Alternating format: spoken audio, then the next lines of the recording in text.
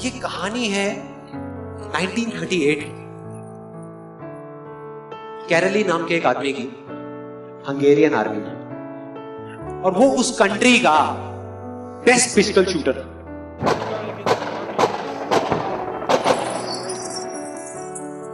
जितनी भी national championships हुई थी उस कंट्री में, उसको वो जीत चुका था।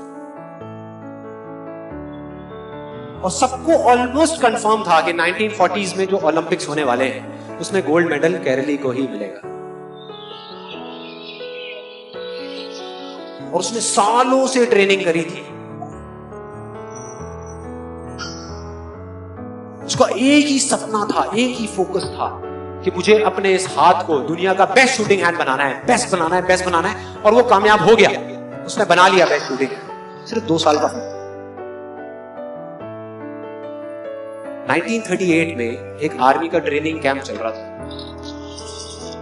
क्योंकि वो आर्मी में था तो एक एक्सीडेंट हो। उसके उसी हाथ में जिससे उसने गोल्ड मेडल जीतना था, उसमें एक हैंड ग्रेनेड फटा और वो हाथ चला गया। जो उसका सपना था, जो फोकस था, सब खत्म।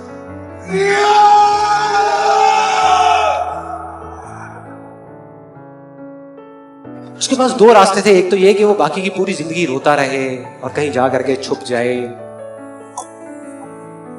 या अपना जो गोल था जिसपे उसने फोकस किया हुआ था उसको पकड़ करके रखे। तो उसने फोकस किया उस पे नहीं जो चला गया था, जो उसके पास नहीं था। उसने फोकस किया उस पे जो उसके पास था।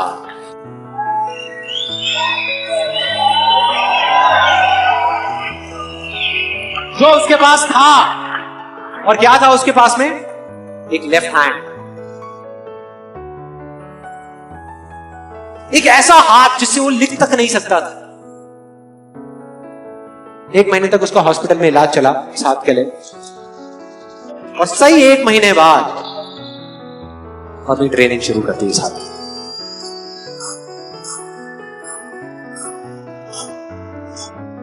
ट्रेनिंग के 1 साल बाद, मतलब कि 1939 में वो वापस आया। नेशनल चैंपियनशिप्स हो रही थी वहीं पे हंगरी में, और बाकी भी बहुत सारे पिस्टल शूटर्स थे वहां पर। उन्होंने जा करके उसको कांग्रेचुलेट किया, कहा कि यार देखो, ये होता है जज्बा, ये होती है स्पोर्ट्समैन स्पिरिट, कि इतना सब कुछ होने के बाद भी तुम यहां पर आए हो हमको देखने के लिए और हमारा हौसला बढ़ाने के लिए।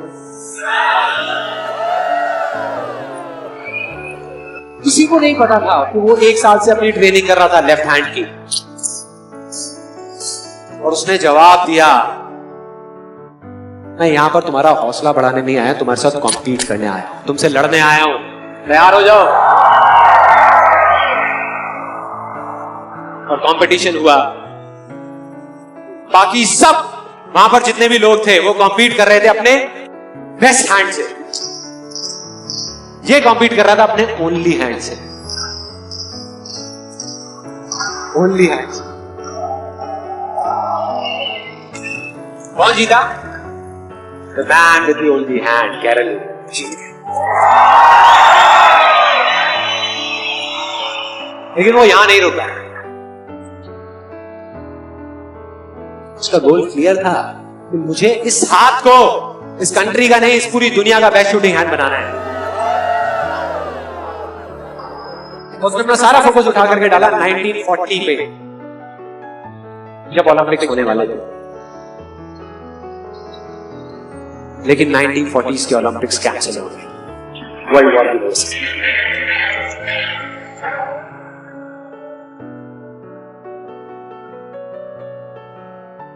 उसने अपना सारा फोकस उठा करके कहां डाल दिया? 1944 में जो ओलंपिक्स होने वाले थे उसके ऊपर। 1944 में जो ओलंपिक्स होने वाले थे वो भी कैंसिल हो गए, वर्ल्ड वॉर की वजह से फिर से कैंसिल।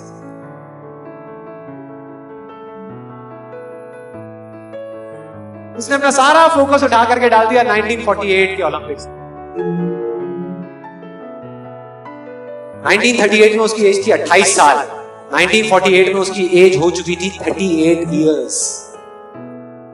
और जो यंगर जो प्लेयर्स आते हैं निकल करके, उनसे कॉम्पीट करना मुश्किल होता चला जाता है। लेकिन मुश्किल नाम का ये वर्ड था ही नहीं उसकी डिक्शनरी में।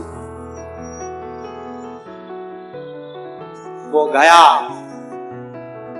पूरे वर्ल्ड के बेस्ट शूटर्स आए हुए थे जो अपने बेस्ट हैंड से कॉम्पीट कर रहे थे, और ये अपने ओनली हैंड से कॉम्पीट कर रहा था। और कौन जीता? The man with the only hand.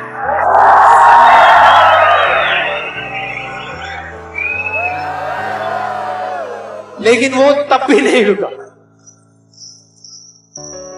1952 Olympics, दोबारा कॉम्पीट किया उसने, और इस बार गोल्ड मेडल कौन जीता? गैरल ली। 4 साल बाद दोबारा से, और पूरी की पूरी हिस्ट्री को बदल करके रख दिया ओलंपिक्स। इस पर्टिकुलर कंपटीशन में उससे पहले किसी भी एथलीट ने लगातार 2 गोल्ड मेडल्स नहीं जीते।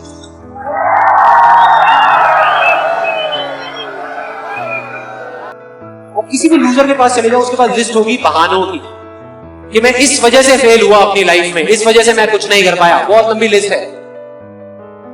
उसी तरह विनर के पास चले जाओ, उसके पास में 1000 वजह होगी वो ना करने की जो वो करना चाहता है, सिर्फ एक वजह होगी वो करने की जो वो करना चाहता है, और वो कर जाएगा।